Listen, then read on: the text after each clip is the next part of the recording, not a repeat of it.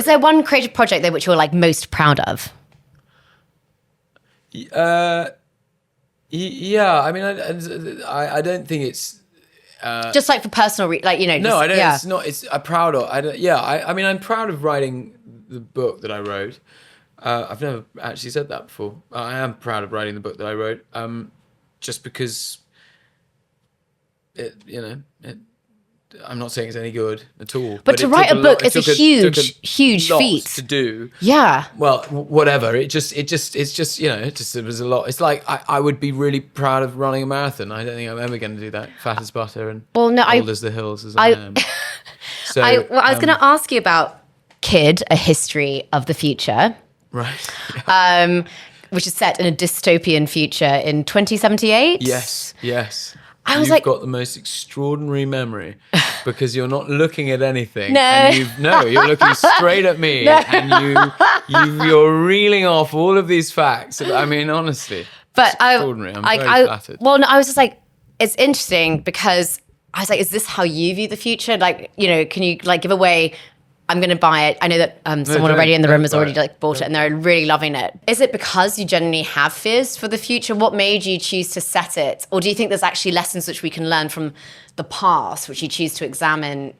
I do have real fears for the future, but I think I was probably actually quite generous. It's set in 2078, which was when I started writing 60 years from then. Now it's even less, but I think I was generous. I think that it's what happens in the book is everyone's basically living 90% of the world living in a virtual reality universe, and there's a group of people called the offliners who decidedly have not logged in, and so they live off the grid and in penury and without anything, but they have agency. They are individuals, human beings living. I think it's probably going to happen maybe tomorrow. I don't think it's going to happen. I think it's happening as we speak.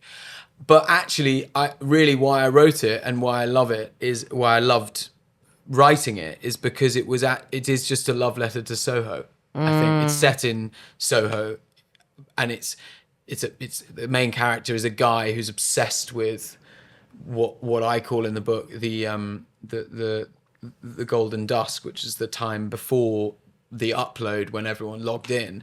It is the time we are living in now, where people were able to do this and talk to each other and walk the streets and be in Soho and go to the French House and go to walk down Dean Street and go. And I'm in Soho every day, and I'm obsessed with Soho. So it really was a kind of love letter to Soho, weirdly from the future. Yeah. Because he meets a girl via an iPhone that he finds in the rubble, or whatever. I can't now remember my own story. But he meets, he connects with this young lady in the time we're living in now, and he's like, oh my God, you're still able to go to Bar Italia. Fantastic, So it was a love letter to all of those things, which wine is a huge part of. And I think too, like, why it's interesting now, like you notice lots of winemakers going back to old traditions and ancient traditions purely to safeguard this apocalyptic future as well. Yeah, what will happen? Let me ask you a question. What happens to wine if we all log in? What happens to all of that?